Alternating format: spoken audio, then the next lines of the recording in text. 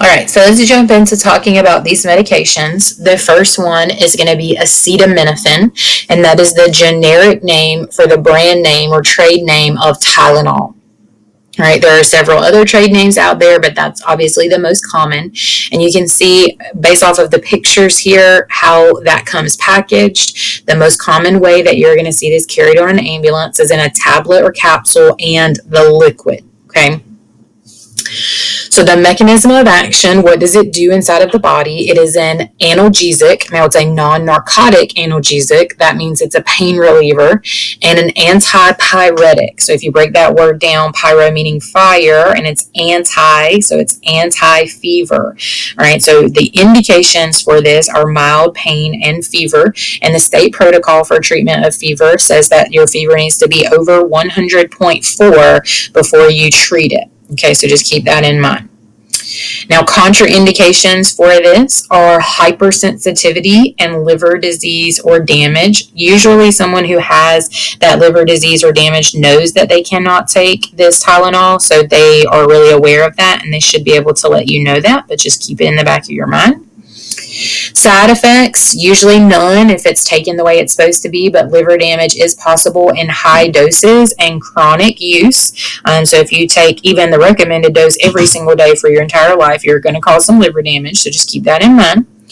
Looking at the dose itself, the pre-hospital dose for the North Carolina State Protocol is 500 to 1,000 milligrams for an adult patient. Now, with that being said, if you were to go to Tylenol's website, they're going to give you something else, and they're going to break that down into a whole bunch of different doses per age range and things like that. So we want to stick with this. This right here is what you need to know: 500 to 1,000 milligrams for an adult, which is 1 to 2 tablets, or 15 milligrams per kilogram for a pediatric patient.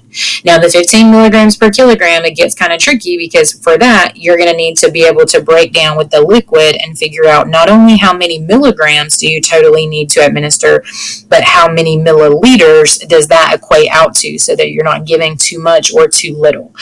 So we will do some drug calculations after I finish this, going through all of these slides. I'll actually give you and perform some on the screen, some drug calculations, so you have those examples available to you, but just keep that in mind. And then the route is going to be PO or by mouth. So they're swallowing this, and it's got to be absorbed into the GI tract. Now, activated charcoal, this is the next medication, and that's the generic name. One of the most common trade names is Actidose. There are, again, several out there, but Actidose is one of the more common. The mechanism of action is that it absorbs toxins, and you see over here on the screen that I put that it is a suspension. So that means that it is a powder and a liquid kind of floating on top of each other. Powder settles down to the bottom, and the liquid floats on top. So before you administer this, you would shake it up. And if you go ahead and administer it, then it's activated. If you decide you don't need it and you haven't opened it, you can just sit it back down, and those are going to settle apart. So they would separate themselves back into their original suspension. So that's the mechanism of action. It goes into the GI tract, it binds with anything that's there that's toxic, and it helps to remove it.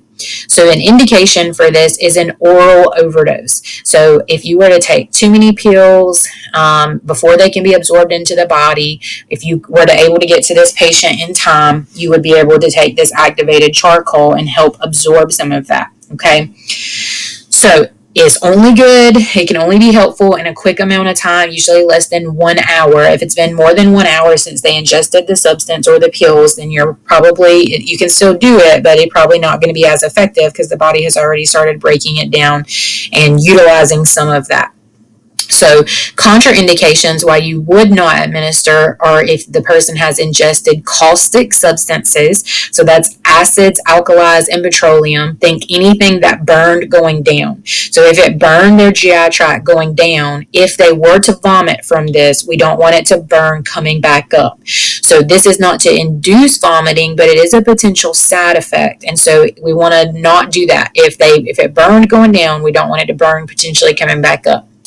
Also, don't want to administer this to any patient who is unconscious or who has a severe altered mental status if they're not able to follow your directions and swallow safely. This could be a choking hazard, or they could aspirate, so we don't want to administer this there.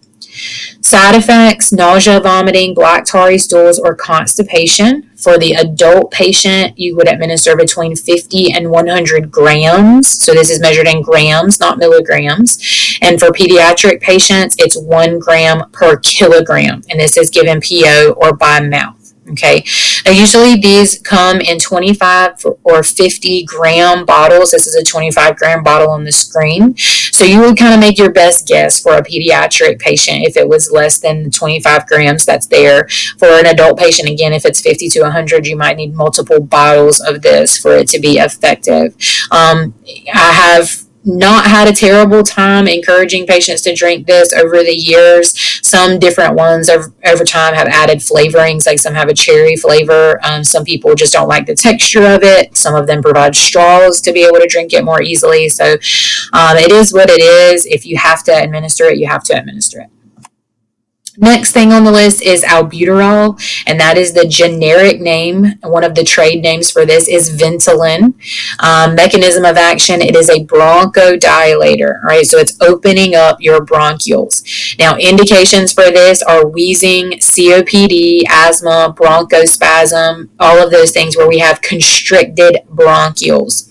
Contraindications, and this is a relative contraindication, meaning that we've got to weigh the risk versus the benefit here. So that would be tachycardia over 150 for adults and over 200 for pediatric patients, and hypersensitivity, which means you just have an adverse reaction to it, you're very sensitive to it. But an absolute contraindication is pulmonary edema or rales. Okay, so if you have an adult patient who, let's say they are 20 years old and they're having some wheezing and they need this bronchodilator and their heart rate is 160. All right, you would reasonably think that this person with no prior cardiac history could handle their heart rate potentially going up a little bit higher, and maybe it would even get better if we were to eliminate some of their respiratory distress. So the benefits of giving this would outweigh the risk. However, if you were to have that same person with 160 heart rate, but let's say that person's 80 years old and has a significant cardiac history, then you need to kind of look at how severe is this respiratory distress. Will the patient die if I don't administer this? Because that's where you start getting a little bit into weighing risk versus benefit. Now, with the pulmonary edema or rales, you should never administer the bronchodilator. If you have got fluid there, you do not want to create more space for more fluid. That would actually cause what we call flash pulmonary edema, where the patient would potentially drown from all of those secretions, have nowhere else for it to go. Blood starts backing up. You've now got pink frothy sputum that the patient is spitting up or coughing up. They're essentially, like I said, drowning in their own secretions. That's a really bad thing to happen. So do not administer a bronchodilator with pulmonary edema. Now, some side effects from administration of albuterol are tachycardia, anxiety, and restlessness. Those are some of the most common. For adult patients, the dose is 2.5 to 5 milligrams. For pediatric patients, it's 2.5. Inside of each one of those little plastic bullets is 2.5 milligrams and 3 mLs or 3 cc's of saline. So that's what's in there. So for an adult patient, you could potentially put 2 of those into one nebulizer treatment. So that's the route, is inhalation or nebulized. Now, you see what I put in red here? That definitely needs to go on your drug card. So anything in red on here means that it came directly from the North Carolina State Protocol. That is important for you to know, and that you need to put it on your drug cards. So the NC State Protocol limits the use of beta agonist medications like albuterol to patients who have previously been prescribed the medications. So that means that if this person has ever been prescribed albuterol at any point, and they don't have to be able to prove it or provide the prescription for you. If you just say, have you ever been prescribed albuterol, and they say yes, then you could give this to them from your own supplies. All right, you don't have to use theirs, but you could administer it to them. If they have never been prescribed the medication, then you can still give it, but you need to call medical control first. So you would pick up the phone or radio, call medical control, let them know what you have, paint that vivid picture for them with the vital signs and the patient presentation, and ask for their permission to administer the medication. Next on our list is aspirin, and that aspirin, or the approved abbreviation for this, is ASA. Some of the trade names most common are Bayer and St. Joseph's. The mechanism of action is that it is a platelet aggregation inhibitor, which essentially means that it helps prevent clots from forming. Now, I want to be really clear on this, is that if you take aspirin at home, you can take it for a variety of reasons. You can take it because you have a headache or because you have a fever. So those things, analgesic and antipyretic, are potential mechanism of actions for aspirin, but not what we are using it for in the pre-hospital world. According to the North Carolina State Protocol, we should only be giving aspirin for patients who are complaining of chest pain, and we are only giving it because of those platelet aggregation inhibitor effects. So those other things really do not matter to us. This is the only thing we care about right now. Okay, so the indications for this would only be chest pain, and these should be chewable 81 milligram tablet aspirin that we are giving. All right, we want these to stop these platelets from sticking together. So what I want you to think about is not that this is coming in and thinning the blood, because it's not what it's doing, but it is preventing the blood and platelets from being so sticky. So if there is a clot that's formed, it's not necessarily going to bust it up, but it's going to help prevent it from getting any bigger. It's not going to allow any more blood particles to stick to it, causing the blood clot or whatever is there to get bigger, causing more damage and ischemia to the heart. Does that make sense? All right, so make sure that you're very clear on that.